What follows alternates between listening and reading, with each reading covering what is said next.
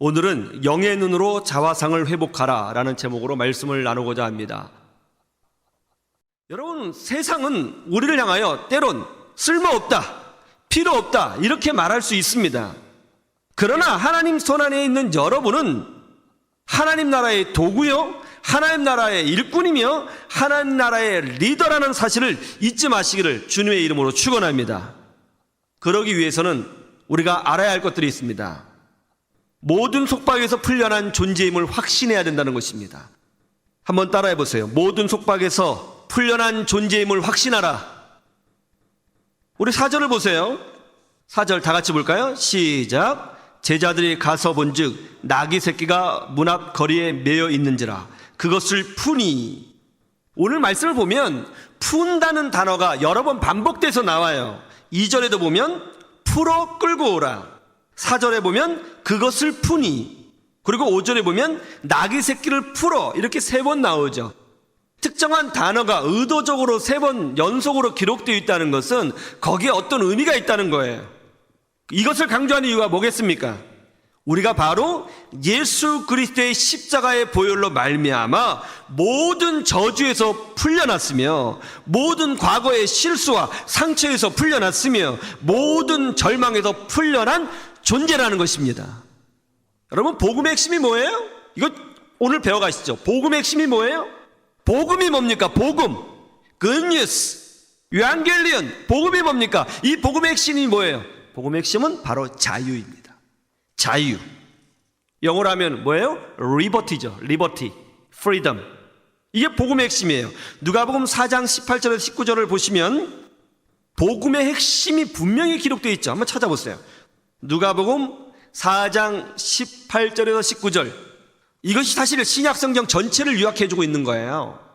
다 같이 한번 보시죠. 시작. 주의 성령이 내게 임하셨으니 이는 가난한 자에게 복음을 전하게 하시려고 내게 기름을 부으시고 나를 보내사 포로된 자에게 자유를, 눈먼 자에게 다시 보게 함을 전파하며 눌린 자를 자유롭게 하고 주의 은혜를 전파하게 하려 하심이라 하였더라.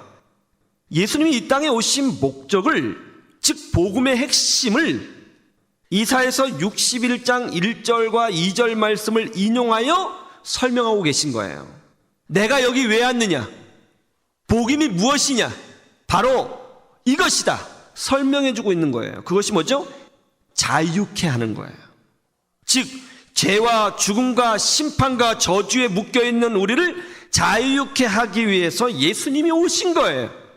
이게 바로 복음의 핵심이에요. 자유케 하는 거. 여러분은 예수님을 나의 구주로 영접하셨습니까? 그러면 여러분은 가난과 저주에서 풀려난 존재라는 것을 믿으시기를 주님의 이름으로 축원합니다. 집안의 저주에서 풀려났음을 믿으시기를 축원합니다. 과거의 아픔으로부터 풀려났다는 것을 믿으시기를 주님의 이름으로 축원합니다. 여러분의 어린 시절의 상처가 여러분을 막지 못할 것입니다. 여러분의 학력과 질병이, 가난이 여러분을 막지 못할 것입니다. 이 코로나 바이러스가 여러분을 막지 못할 것입니다.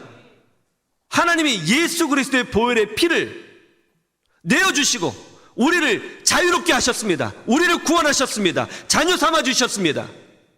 이 복음의 핵심을 알면 사입이 빠질 수가 없어요.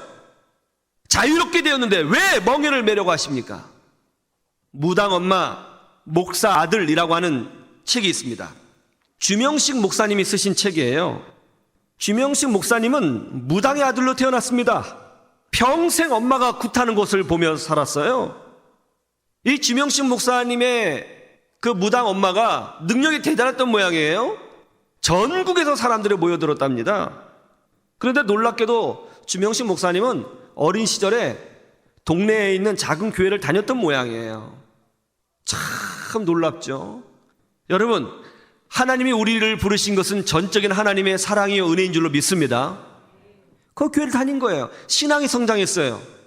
그리고 어느 날 은혜를 받아서 내가 목사님이 돼야겠다 결단을 하게 됩니다.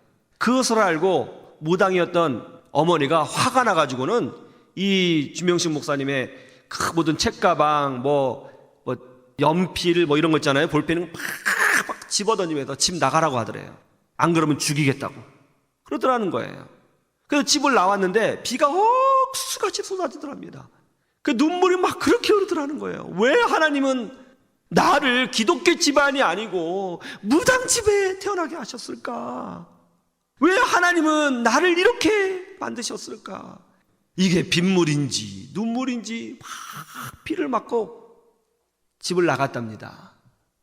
그렇게 한참을 울고 있는데 마음속에서 성령의 음성이 들리더래요. 아들아, 내가 너를 기뻐하노라.